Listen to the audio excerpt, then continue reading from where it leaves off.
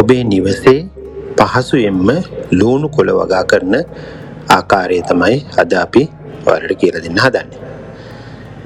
මේක ඉතාම පහසුයි. ගෙදරට ගේන මේ ලුණු, රතු ලුණු හරි එහෙම නැත්නම් බී ලොකු ලුණුත් අපිට පාවිච්චි කරන්න පුළුවන්.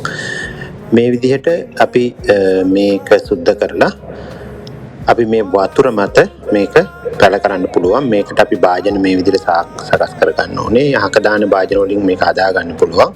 මේකට අපි කොහොබත් දාලා මේ විදිහට අපි මේ ලුණු මේ කොහොබත් මත තියෙනවා. මේකට වෙන කිසි දෙයක් අවශ්‍ය වෙන්නේ නැහැ. දවස් දෙකකින් දෙකට වතුර මාරු කරන්න ඕනේ. එතකොට බලන්න මේ විදිහට ලුණු පැලවෙනවා. ලුණු පැලවෙලා සාමාන්‍යයෙන් දවස් 7කින් විතර අපිට මේකේ කොළ වර්ධනය වෙලා පළවෙනි අස්වැන්න ගන්න පුළුවන්. බලන්න මේ විදිහට මේ ලුණු කොළ වර්ධනය වෙනවා. මේක අපිට ගෙදර ඉඩ ඇති තැනක මේ විදිහට පාරට වැඩි ප්‍රමාණයක් හදා ගන්න ඕන නම් වැඩි බෝතල් ප්‍රමාණයකට මේ විදිහට හදා ගන්න පුළුවන්. බෝතල් අයින් කරලා වතුර මාරු කරන්න පහසුයි මේ ක්‍රමයට.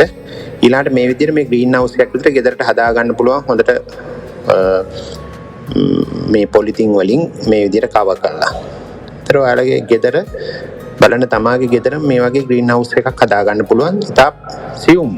ඉතාල පොඩිවට. දැන් බලන්න මේක වර්ධනය වෙනවා.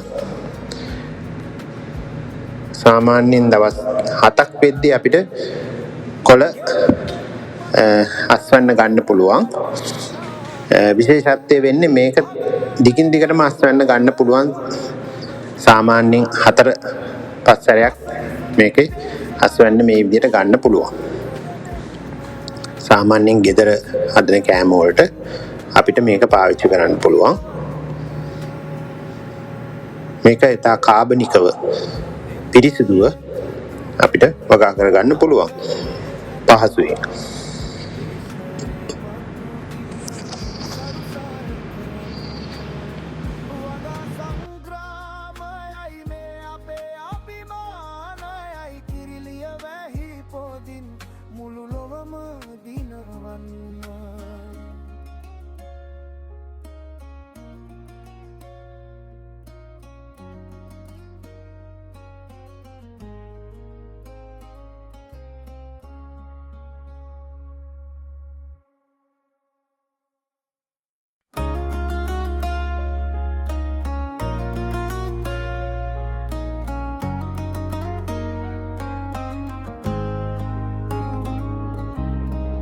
එන්න එකතු වෙන්න අත්වැල් බැඳගන්න දේශයේ මතු දින්න සරුසාර කරන්න